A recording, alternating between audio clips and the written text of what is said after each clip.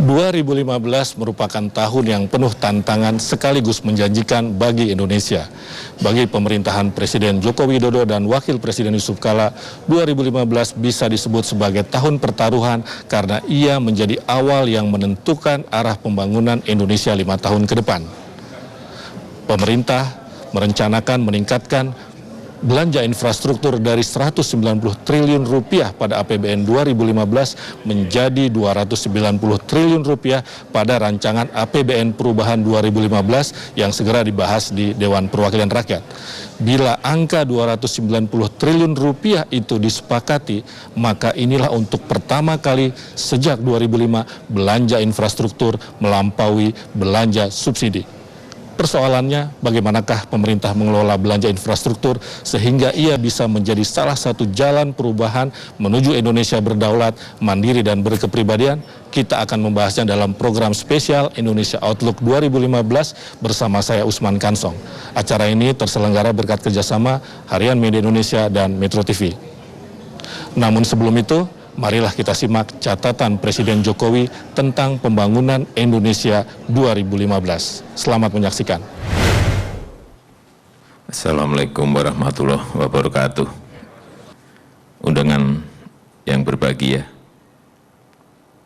Setelah ada kemarin pengurangan subsidi, itu ruang fiskal yang kita punyai, APBN kita sekarang ini sangat sehat. Kemudian ini perkiraan alokasi dana subsidi BBM. Tapi angkanya ini keliru, ini bukan 120. Terakhir kita lihat, kira-kira kita mempunyai angka 230 triliun. Ini angka yang besar sekali yang nanti akan mempengaruhi pertumbuhan ekonomi negara kita. Tahun ini, saya berikan gambaran, untuk infrastruktur saja, naik sangat melonjak sekali, tinggi sekali. 190 plus 100 kira-kira 290 triliun untuk infrastruktur saja. Ini di APBN perubahan. Dengan angka itu, kita tahun ini akan memulai banyak tol Sumatera, di Kalimantan, Sulawesi, dan di Papua.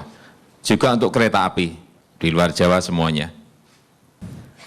Angka yang tadi, angka ruang fiskal 230 triliun itu memang masuk ke yang basic human need di pendidikan, kesehatan. Kemudian tahun ini memang anggaran itu memang sangat banyak sekali kita berikan pada pertanian, pada kemaritiman, dan pada infrastruktur. Kenapa? Karena memang kita ingin fokus di itu. Bapak Ibu bisa bayangkan, selama 5 tahun subsidi kita yang kemarin, saya hitung kira-kira 1.300 triliun. Kalau enggak kita apa-apain, 5 tahun ke depan juga subsidi kita, kalau enggak kita rubah kemarin, enggak ada pengalihan subsidi, akan 1.400 triliun. Bapak Ibu bisa bayangin, kalau itu kita pakai untuk infrastruktur, jalur kereta api, di Sumatera, Kalimantan, Sulawesi, Papua itu hanya habis 360 triliun. Artinya dengan uang itu rampung. Kita butuh waduk untuk swasembada itu 49 waduk. Butuhnya duit hanya 24 triliun. 1.400 triliun itu kalau dijadikan waduk jadi 2.800 waduk. Kalau dibuat jalan tol, 1 kilometer kira-kira 80 miliar pembebasan tanah dan konstruksi. 1.400 berarti jadi kira-kira 16.000 kilometer. Rampung semuanya di seluruh tanah air yang namanya jalan tol. Dan itu terlambat kita buat karena kita tidak sadar bahwa subsidi BBM itu betul-betul menguras anggaran kita. Kemudian ini yang problem besar, saya kira ke depan dan harus dikejar, itu pembangkit listrik. Karena kalau ini bisa diberikan, investasi akan lari kenceng sekali.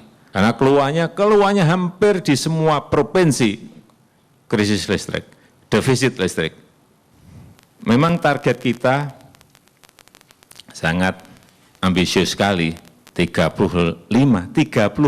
ribu megawatt. Banyak yang menyampaikan ke saya, Pak, mbok yang realistis. Ya masa memberi target yang kecil? Enak menterinya dong. Kita akan bangun juga perbaiki kilang minyak kita. Dan juga subsidi tadi, sebagian akan kita berikan kepada nelayan. Kemudian juga untuk konektivitas antar kota, konektivitas antar kabupaten, konektivitas antar provinsi, antar pulau, memang kita butuhkan infrastruktur. Ini nomor satu buat saya. Karena dengan ini pasti harga-harga nanti akan turun, harga di semua pulau akan sama. Sehingga tol laut ini diperlukan. Ini pariwisata juga sama. Kita ini punya potensi yang gede sekali. Enggak yang di Raja Ampat, enggak Borobudur, enggak Bali, enggak Bukit Tinggi. Semuanya ada kita ini. Tapi turis kita hanya 7 juta. Hanya 7 juta. Negara di tetangga kita, Malaysia 24 juta. Singapura 15 juta. Thailand berapa? 28 juta. Harusnya kita lipat 2, lipat 3 dari mereka. Harusnya. Kalau marketingnya benar, promosinya benar, menjualnya benar. Karena ini sebenarnya cara yang paling cepat untuk mendapatkan income. Di bandara juga sama. Pelabuhan, tadi sudah kita sampaikan, karena memang kapasitas pelabuhan semuanya kurang. Kayak di Tanjung Priok juga bukan kurang, sangat kurang sekali. Tapi saya acung jempol, Pak Lino ini kecepatan pembangunannya juga cepat sekali. Yang sekarang mungkin berapa? 5,5 juta TEU ya per tahun. Nanti 2017-2018 mungkin sudah siap 15 juta TEU per tahun. Ini yang kereta api yang belum siap memang di Papua, tapi studinya sudah saya perintahkan dalam 6-8 bulan ini, tahun ini harus selesai dan segera dimulai. Di Sumatera juga sama, sekarang kita buat jalan tolnya, trans tolnya itu 100 meter lebarnya, gede sekali. Kanan kirinya nanti di sini untuk jalur kereta api, jadi tengahnya tol, sini kereta api, di sini untuk transmisi untuk listrik, dan di bawahnya untuk ductingnya.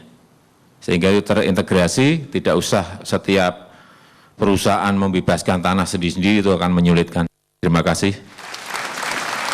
Assalamualaikum warahmatullahi wabarakatuh. Itulah paparan Presiden Joko Widodo terkait pembangunan ekonomi Indonesia, termasuk pembangunan infrastruktur. Kita akan membahasnya sesaat lagi bersama sejumlah narasumber kompeten. Untuk itu, tetaplah bersama kami.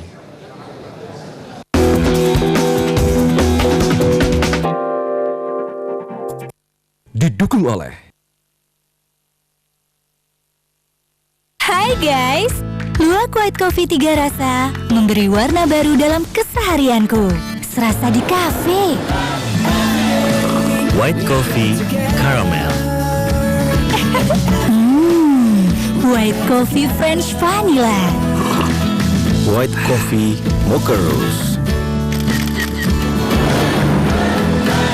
Minum Luwak White Coffee, love banget. Luwak White Coffee, kopi nikmat nyaman diminum. Trivago membantu kamu mencari hotel ideal di mana saja. Cukup pilih kriteria hotel yang kamu inginkan dan Trivago membandingkan harga hotel di lebih dari 150 situs. Ini cara Trivago menemukan harga terbaik. Hotel Trivago. Seniman lukis tumpahkan ide sambil berbisnis, menghidupi diri dengan karya. Perkembangan di lukisan juga luar biasa pesat, juga banyak sekali pesanan. Ternyata penghasilan dari lukisan itu lebih besar daripada di pabrik. Bersama mencipta dalam sebuah kampung. Masa orang Jelekong nggak bisa belajar melukis, nggak bisa menggambar. Jelekong, Kampung Pelukis. Kamis, 29 Januari, jam 9 malam.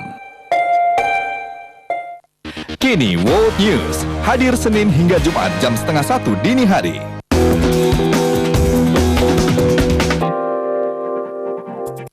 Didukung oleh untuk membahas apa yang telah disampaikan oleh Presiden Joko Widodo, saya akan panggilkan sejumlah narasumber yang sangat kompeten untuk membahas persoalan ini. Yang pertama adalah Menteri Perencanaan Pembangunan Nasional, Kepala Bappenas, Bapak Andri Nov Caniago. Yang kedua, PLT Sekjen Kementerian Pekerjaan Umum dan Perumahan Rakyat, Bapak Taufik Wijoyono. Berikutnya, Direktur Utama PT Pelabuhan Indonesia II, Bapak Richard Jelino. Juga sudah hadir di tengah-tengah kita Direktur Utama Bank Mandiri, Bapak Budi Gunadi Sadikin.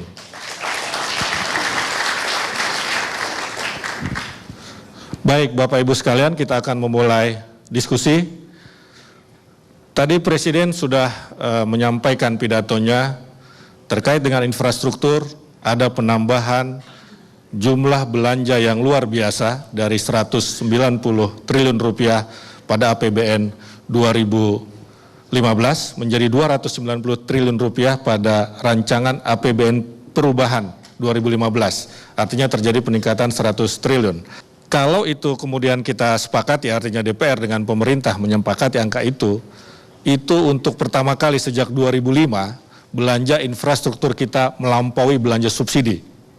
Ya, begitu kata Menteri Keuangan. Nah, persoalannya adalah bagaimana kita, pemerintah dalam hal ini mengelola belanja infrastruktur itu agar sesuai dengan rencana. Ya, agar sesuai dengan rencana seperti Pak Jokowi tadi sampaikan bagaimana implementasinya. Nah, pertanyaan itu saya tujukan kepada Pak Andrinov. Silakan Pak. Jawabannya ya dengan menjelaskan tempat-tempat yang tepat untuk membelanjakan infrastruktur itu. Jadi kalau bicara prioritas pangan atau pertanian, ya infrastruktur yang akan dibangun itu apa? Ya jelas bendungan, irigasi, dan lain-lain. Di kelistrikan juga begitu, ya, kita sudah sampai kepada lokasi titik-titik, ya kalau kita lihat tadi paparan dari Pak Presiden itu, kita sudah sampai kepada titik-titik yang spesifik. Di provinsi mana, kabupaten mana, kota mana, pinggiran laut mana, itu sudah jelas ya. Apakah itu kemudian menjadi jaminan bahwa penyerapan belanja infrastruktur itu akan maksimal? Rencana aksinya kan ada macam-macam. Setelah teridentifikasi masalah selama ini misalnya apa? Tanah. Ya sekarang ya siapa yang punya kewenangan untuk menyelesaikan itu? Ya atau instansi yang mana? Ya diperintahkan untuk cepat, dan itu sudah dipraktekkan dalam 2 bulan terakhir ini. Ya, termasuk pengawasannya ya Pak? Nah pengawasan ini juga bagian dari itu dalam rangka mempercepat itu. Sekarang kan BPKP ini langsung di bawah Presiden dan akan difungsikan sejak dari hulu, bukan lagi di pos kegiatan atau di tengah proses. Nah, kemudian pemerintah ya dengan tambahan belanja infrastruktur itu tentu ingin meletakkannya pada tempat yang tepat.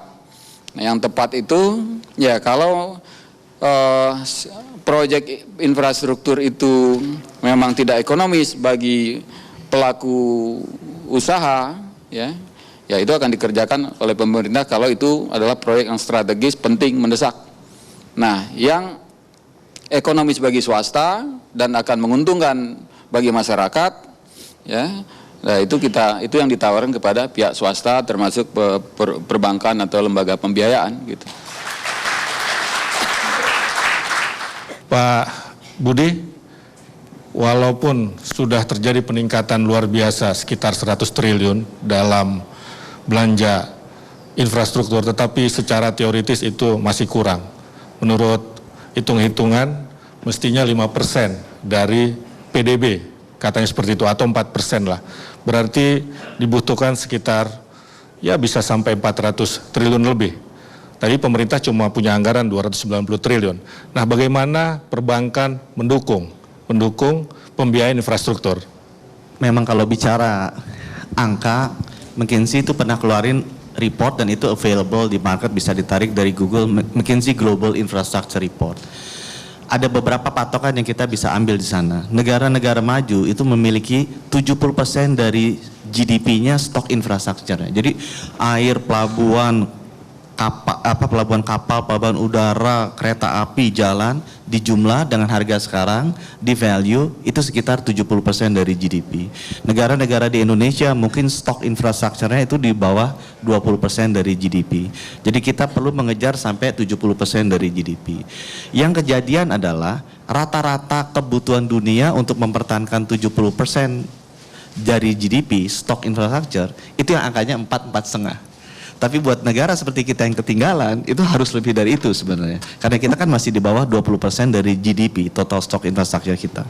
Sebagai gambaran, Cina itu selama 15 tahun terakhir, itu rata-rata spendingnya dia 8,5% dari GDP per tahun untuk mengejar ketinggalan kebutuhan itu tadi. Jadi kalau Indonesia mau juga seperti itu, saya nggak tahu dolarnya sekarang berapa gitu. Tapi GDP kita tadinya kan 1 triliun dolar, sekarang mungkin belum lah, jadi 900 miliar. Kalau kita ambil 8% kan sekitar ya 775 sampai 80 miliar dolar. Sebenarnya Indonesia tuh butuh kira-kira sekitar 1.000 triliun rupiah per tahun untuk bisa akselerasi mengejar pertumbuhan, mengejar infrastruktur kita supaya ngejar sampai sana. Nah sekarang pertanyaannya, pemerintah punya berapa? Pemerintah dengan Pak Jokowi sekarang sudah terobosan bagus sekali, yang tadinya mungkin cuma 100 triliun gitu, sekarang mungkin jadi 200, jadi 300. Tapi tetap ada gap besar. Nah ini memang di seluruh dunia, ini selalu diisi infrastruktur, nggak pegangan pemerintah aja. Dari 1.000 kita kasih 300 pemerintah, misalnya, atau 200 pemerintah, masih ada 800. Ini tanggung jawab BUMN dan swasta. Dan harusnya BUMN dan swasta lebih efisien. Idenya adalah bagaimana mengoptimalkan aset yang kita punya. Ya, kalau aset cara penyaluran modal yang kita punya yang dikuasai oleh negara itu diputar ke kiri biayanya jadi tinggi dan hasilnya kecil, lalu diputar ke kanan pilihannya ternyata cost-nya lebih kecil, manfaatnya lebih besar. Nah itulah yang akan dilakukan. Saya kasih gambar sedikit biar angkanya Bapak Ibu biar punya feel ya. Pak Jokowi tadi ngomong 35.000 megawatt ya. Kalau di kita sih mungkin beda-beda angka, tapi bankir untuk kalau orang kasih kredit kita tahu kan rata-rata per megawatt berapa, kita taruh angka tuh 2 juta dolar. Jadi kalau kita mau bangun 35.000 megawatt 5 tahun ke depan, saya sebagai bankirnya Ibu Rini bilang, Bu, Ibu mesti siapin duit 2 juta dolar kali 35.000 itu 70 miliar dolar, 700 triliun loh Bu, 5 tahun. Itu kan, Bu mau bangun apa lagi? 1.000 km jalan tol, aku mesti bisik-bisik, waduh angkaku agak beda sama Pak Jokowi tadi. Angka saya, kalau 1 km jalan tol itu 100 miliar. Karena semua debitur jalan tol kan nasabah saya, jadi saya bisa lihat angkanya berapa gitu kan, saya tahu lah. Kalau mau ada naikin, ada yang overprice saya tahu. Oh itu 100 miliar, mau bangun 1.000 km, Ibu butuh 100 triliun. Ibu mau bangun apa nih? Pelabuhan 24 itu. Tergantung tuh. Kalau pelabuhan Faris Pak Lino yang gede itu bisa 20 triliun.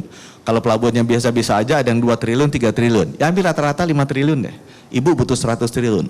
Bu 100 tambah 700 tambah segini, loh tahu-tahu udah 800-900 ribu triliun tuh. Bu kita rencananya cuma 500. Ya itu Bu, sebabnya perlu bankir. Jadi ada yang bermimpi, ada yang on reality, ngitungin angkanya kira-kira masuk. Menarik sekali. Baik, kita akan terus mengupas secara komprehensif pembangunan infrastruktur guna meningkatkan daya saing dan pertumbuhan ekonomi Indonesia setelah jeda iklan berikut.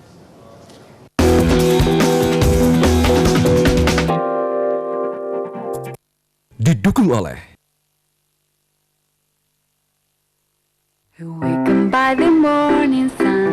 secangkir luwak white coffee begitu berarti buatku. Begitu juga buatmu.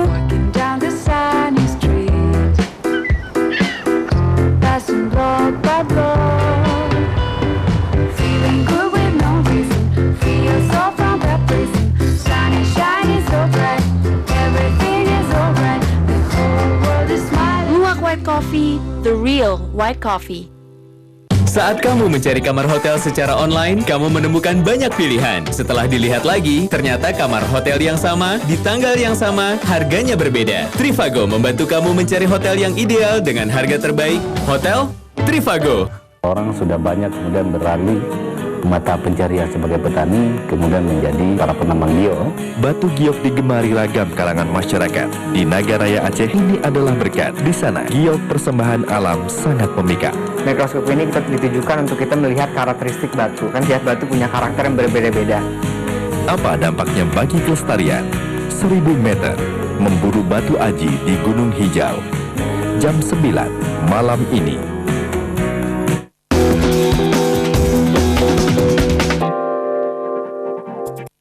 Didukung oleh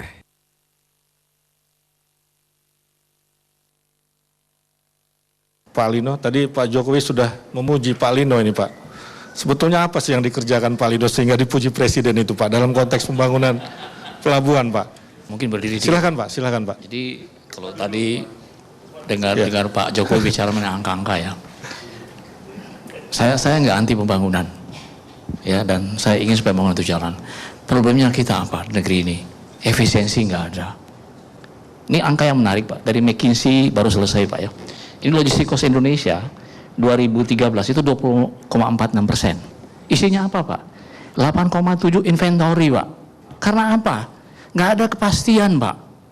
Akibatnya pabrik-pabrik itu bikin inventory days nggak bisa just on time, nggak bisa 1 minggu, 1,5 bulan Pak. Dengan bunga bank yang sekarang sudah 12% Pak, that's why inventory 8,7% dari 24 ini Pak. Di Priok sebagai contoh Pak, kalau import containers, kalau tahun lalu itu 10 hari, sekarang sudah bagus 5,2 hari average. Persoalannya bukan di average Pak. Ada yang 1 minggu, 2 minggu, 3 minggu, 3 bulan, 2 tahun. Dan ini semua ada di pemerintah Pak. Jadi Menteri Perhubungan itu nggak bisa beresin pelabuhan Pak. Karena dia harus ngemis ke Menteri Keuangan yang kaitan bea cukai, Menteri Pertanian kaitan dengan karantina, Menteri Kesehatan kaitan dengan BPOM, ya, kemudian ke perdagangan kaitan dengan kuota, perindustrian kaitan dengan standar-standar, perhubungan dan polisi kaitan dengan safety. Yang kedua, land transport 8,2% Pak. Contoh aja, ini antara Tokyo Miyagi di Jepang, 720 km. Di Jepang itu jalan tol, kereta api, ya ada semua. Tapi market share-nya kayak apa Pak? Itu 51% lewat laut Pak. Ini sama dengan Jawa ini. Tapi Jakarta Surabaya Pak, yang 800 km, hanya 9% lewat laut. 90% lewat darat Pak. That's the one who killing us Pak. Nah ini yang sama-sama harus kita benahi. Gimana supaya yang 90% ini katakan jadi 50% seperti gini. Kalau ini bisa dilakukan 50% Pak, itu saving kepada logistik cost kita Pak, 400 triliun setahun Pak. Saya contoh lagi, ini yang sekarang lagi breakthrough Pak, yang kita kerjakan di Priok. Saya mau bikin manfaatin kanal PU yang ada sekarang dari sebelah timurnya Priok, itu sampai Cibitung Pak. Dan ini akan kita gunakan ini sehingga bisa diangkut lewat barge Pak. Satu barge ini bisa 60 TEU Pak. Kalau di jalan raya itu 2 km panjang Pak. Tapi lagi kanal ini kita extend sampai Cikampek Pak. Jadi kalau nanti industri yang sepanjang ini mau kirim ke Priok, ya barang, bukan orang ya, itu lewat waterway aja lebih murah. Nah ini bagian dari campaign gimana land transport itu didorong lebih apa, lebih berkurang sehingga yang lebih murah itu dipakai. Karena selama ini kita pakai angkutan yang salah, angkutan yang mahal yang kita pakai. Bagaimana Pak pembangunan pelabuhan terintegrasi juga dengan transportasi lain, misalnya jalur kereta api Pak? Apalagi Menteri Perhubungan kita ini kan bekas direktur PT Kereta Api yang mestinya ada jalur kereta api hingga pelabuhan. Saya setuju sekali Pak, tetapi jangan masyarakat itu menganggap bahwa kereta api itu menyelesaikan masalah. Enggak Pak. Bapak lihat di Rotterdam, pelabuhan yang begitu intensif sama dengan Hamburg ya. Kereta api di mana-mana Pak, 1000 kilo lebih jalan kereta api. Itu market share-nya hanya 15% Pak. Jadi kalau Priok hari ini, di mana kereta api itu harus lewat kota, di mana banyak sekali one level crossing, 5% aja udah bagus Pak. Ya, itu kita harus berpikir realistis Pak. Ya, kemudian kereta api itu nggak pernah viable kalau jarak itu kurang dari 300 km. Karena kereta api itu kan nggak pernah sampai di pabrik orang, harus sampai di stasiun, pindah ke truk lagi, ya. Sehingga kereta api itu hanya bisa viable kalau jaraknya 300 km. Kecuali komoditi tertentu seperti batu bara atau CPO memang langsung dari apa? Langsung ke pelabuhan. Tapi kalau kontainer kurang dari 300 km very difficult to compete dengan truk. Ini realita Pak ya. Saya beralih ke Pak Taufik. Pak Taufik tadi terkait dengan Kementerian PU, saya kira yang penting adalah soal bendungan dan irigasi, Pak. Seperti apa Kementerian PU menerjemahkan kebijakan Presiden, ya, kebijakan Presiden dalam hal infrastruktur? Silakan, Pak. Yang pertama memang bendung menjadi sumber air kita untuk bisa menyediakan air untuk irigasi di Jawa yang semakin hari semakin sempit. Tapi sekaligus bendung-bendung tadi untuk menahan air supaya tidak mengairi kota-kota, Pak. Maksudnya banjiri gitu, supaya tidak banjir. Maka pada kesempatan mungkin 5 tahun ke depan, kita akan melakukan optimalisasi fungsi bendung tadi untuk bisa menjadi bagian dari upaya penambahan alternatif penyediaan energi yang murah dan bersih. Irigasi sendiri memang secara total, secara nasional itu ada sekitar 7,9 juta hektar, di mana sekitar 30% memang menjadi kewenangan nasional, sekitar 70% sisanya ada di provinsi dan kabupaten. Repotnya, yang 70% ini rata-rata buruk. Tadi yang disebut Pak Jokowi sampai beberapa tahun tidak dilakukan sesuatu, itu sebagian besar memang ada di provinsi dan kabupaten. Celakanya, provinsi dan kabupaten tidak pernah cukup uangnya untuk membiayai pelayanan dasar ini.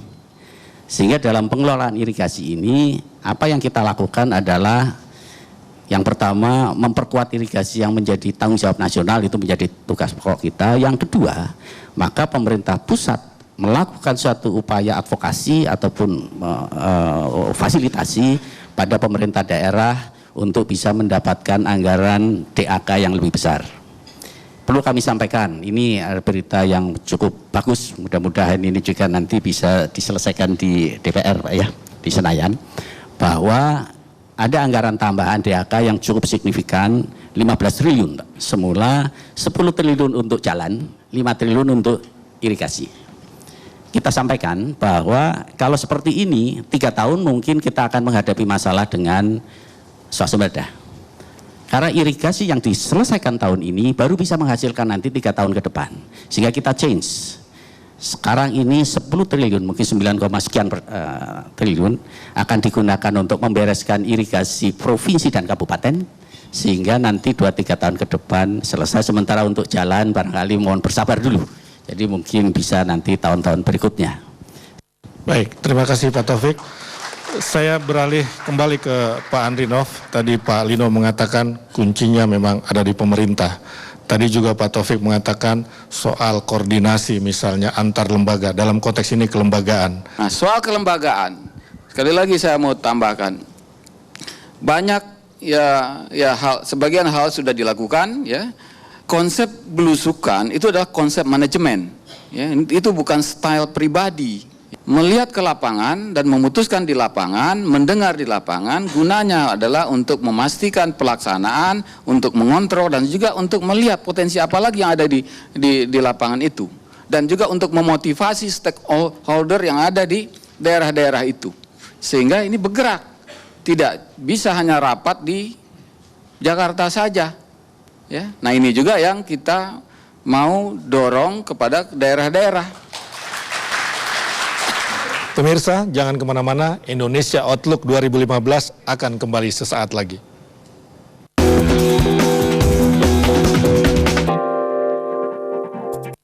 Didukung oleh Hai guys, Luwak White Coffee 3 rasa memberi warna baru dalam keseharianku. Serasa di kafe. White Coffee Caramel. White Coffee French Vanilla. White Coffee Mocha Rose. Minum Luwak White Coffee, nove banget. Luwak White Coffee, kopi nikmat nyaman diminum. Saat kamu mencari kamar hotel secara online, kamu menemukan banyak pilihan. Setelah dilihat lagi, ternyata kamar hotel yang sama, di tanggal yang sama, harganya berbeda. Trivago membantu kamu mencari hotel yang ideal dengan harga terbaik. Hotel Trivago. Di kita harus infiltrasi menuju gudang, kemudian menuju ke lokasi target. Laksanakan. Siap, laksanakan.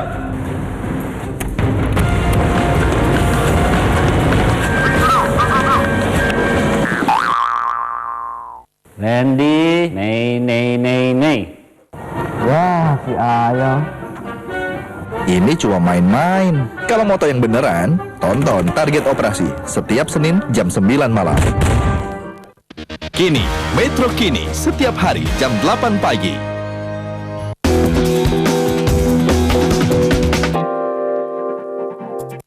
Didukung oleh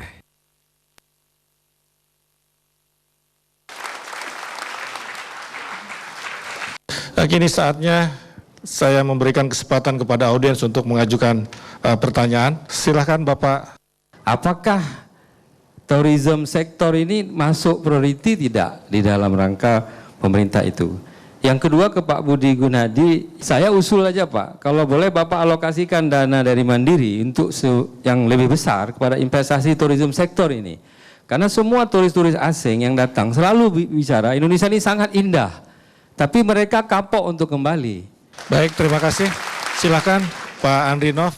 Prioritas ini kita punya 3 dimensi prioritas. Pertama sektoral itu ada 5. Pangan, energi, maritim, industri, dan pariwisata. 5-5-nya sebetulnya alasan dasarnya sama. Kita punya potensi luar biasa dan kita kehilangan banyak selama ini. Pariwisata juga begitu. Kan aneh, negara yang begitu luas, ya, begitu indah, ya, tiap di laut, di darat, di pulau, punya danau, punya lembah, air terjun segala macam.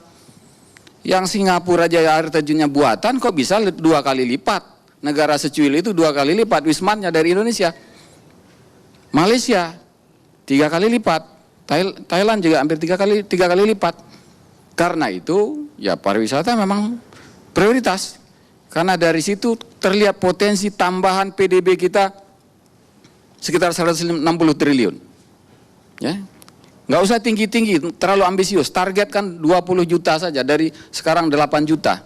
Dan investasi untuk sektor pariwisata nggak terlalu besar. Ya, nggak, kalau bank mau kasih siapin nggak besar itu. Ya, tetapi ini terkait dengan investasi di sektor lain. Yang sektor itu adalah juga prioritas, yaitu energi, listrik. Ya, nah listrik lagi-lagi bicara potensi yang luar biasa. Maka jangan gunakan batu bara kita malah untuk meningkatkan produksi listrik negara lain. Jangan 85% diekspor, 15% dalam negeri. Harusnya dibalik. Nah sekarang bagaimana mempercepat investasi untuk membangun pembangkit listrik di mulut tambang. Ya, membangun pembangkit listrik tenaga air. Ya, tinggal bagaimana untuk mempercepat itu, kan itu. Baik, silakan Pak Budi. Kalau di kita, kredit tourism itu di bawah under business services, kategori BI-nya ya. Itu ranking nomor 3 di portfolio pinjaman mandiri. Jadi dari 100% portfolio kita sekitar 550 triliun, itu 15% di plantation, 12% di manufacturing, nomor 3 itu business services, 11%. Itu di atas trading retail, di atas trading distribution, di atas transportation, dan mining oil and gas. Jadi sebenarnya nggak kecil, kalau 11% dari 550 kan sekitar 60 triliun. Itu kira-kira sama dengan outstanding exposure kita atau sedikit di bawah outstanding exposure kita ke infrastructure sih. Of course memang nggak semuanya masuk tourism, tapi tourism kira-kira masuk di sana. Maaf, saya mau ngomong sedikit soal hotel ya, karena ini terkait dengan mindset juga. Sekarang ini banyak komplain keberatan terhadap kebijakan pemerintah yang melarang pertemuan acara-acara pemerintah di hotel. Ini soal mindset ya. Kita sudah buka, kita letakkan pariwisata ke dalam prioritas. Kita sudah tunjukkan potensi.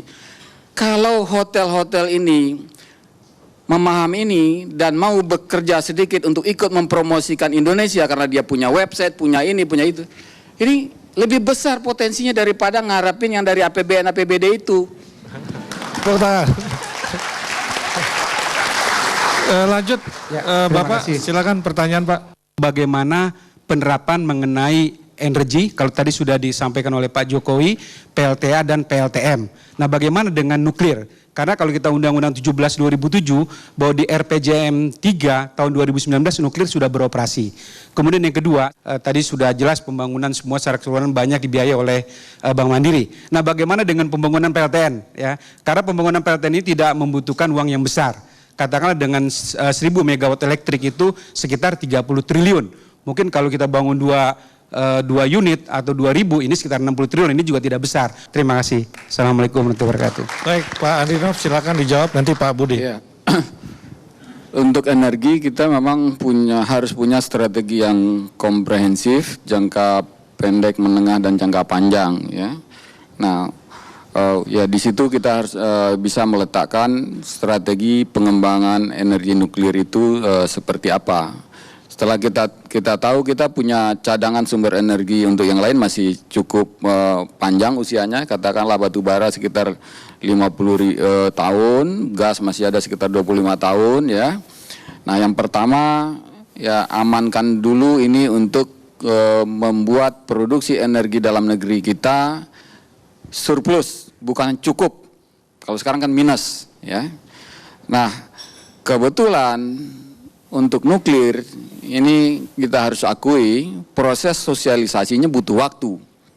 Maka gunakanlah waktu yang masih panjang ini, tetapi tidak maksudnya untuk menunda-nunda, untuk melakukan edukasi. 20 tahun kemudian ini masuk masa fase transformasi bauran energi. Ya. Sekarang kita dalam transformasi dari BBM ke sumber energi lain, yaitu air dan batu bara. Setelah itu kita harus siap untuk transformasi berikutnya, ya, menuju tahapan perubahan bauran dari gas batu bara ke nuklir dan sumber energi baru dan terbarukan lainnya. Nah, untuk energi baru terbarukan ya kita harus realistis. Nggak mungkin mengubah porsi yang sekarang kurang dari 5% ini dalam tempo cepat menjadi 15%, itu nggak mungkin. Tapi yang jelas kita butuh listrik, kita butuh peningkatan produksi listrik dalam jumlah besar supaya kita tidak ketinggalan dalam bersaing, dalam memajukan ekonomi, ya, gitu. Baik, silakan Pak Budi. Sebagai bankir itu ada dua hal yang selalu kita pegang. Yang pertama yang memang konservatism, ya. Artinya kita ngurus uang nasabah itu bukan uang kita kan. Jadi uang nasabah itu harus di-place dengan se-safe mungkin. Karena kita harus kembalikan, itu kewajiban kita. Artinya kalau saya punya uang nasabah nih, saya mesti investasikan untuk pembangkit listrik tenaga nuklir atau pembangkit listrik tenaga minyak atau batu bara yang kita sudah tahu. Secara bankir, saya akan investasikan di sini. Kenapa? Karena ini saya udah tahu. Yang sana saya nggak tahu, dan saya sebagai bankir harus konservatif karena itu bukan uangnya saya, itu uangnya orang lain yang saya harus kembalikan. Prinsip nomor 2 sebagai bankir itu efisiensi capital. Kita believe sekali on capital efficiency. Jadi kalau kita punya uang 1 triliun gitu, kita mau investasikan di mana? Kita bangun pabrik listrik tenaga nuklir, atau misalnya saya kasih Pak Lino untuk bangun pelabuhan di Sorong. Atau saya kasih Perumnas untuk bangun 1 juta rumah sehingga bisa merumahkan 1 juta rakyat miskin. Mungkin kalau ditanya preferensi pribadi saya akan berikan itu ke membangun rumah miskin, financingnya, atau kita membangun pelabuhan. Ya. Tapi balik lagi saya bukan ahlinya mengenai energi Pak. Kalau mengenai policy energi ya saya ikut Pak Andrinov saja. Baik pemirsa, diskusi menarik Indonesia Outlook 2015 akan kembali sesaat lagi.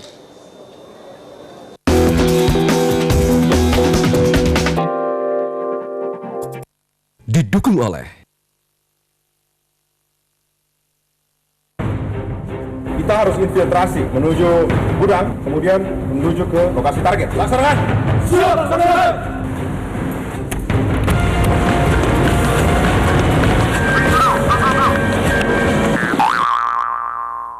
Randy, nei. Wah, si Ayah. Ini cuma main-main. Kalau mau tahu yang beneran, tonton Target Operasi setiap Senin jam 9 malam. Indonesian Gas Society atau IGS untuk ke-7 kalinya menyelenggarakan konferensi dan pameran internasional gas Indonesia yang tahun ini bertajuk Indogas 2015. Acara yang didukung penuh oleh Pertamina ini digelar dari tanggal 27 hingga 29 Januari 2015 di Assembly Hall, Jakarta Convention Center. Nah, Pertamina selalu mensupport acara edukasi ini karena gas diharapkan bisa menopang kebutuhan energi di Indonesia, khususnya untuk 10-15 tahun ke depan, karena juga bersih, murah dibandingkan dengan energi lain. Ya, dengan acara ini kita berharap pihak industri, pemerintah, dan profesional, semua stakeholder bisa bersama-sama di sini menggali berbagai idea untuk pengembangan gas Indonesia. Trivago membantu kamu mencari hotel ideal di mana saja. Cukup pilih kriteria hotel yang kamu inginkan dan Trivago membandingkan harga hotel di lebih dari 150 situs. Ini cara Trivago menemukan harga terbaik. Hotel Trivago. Orang sudah banyak kemudian beralih mata pencarian sebagai petani, kemudian menjadi para penambang giok. Batu giok digemari ragam kalangan masyarakat.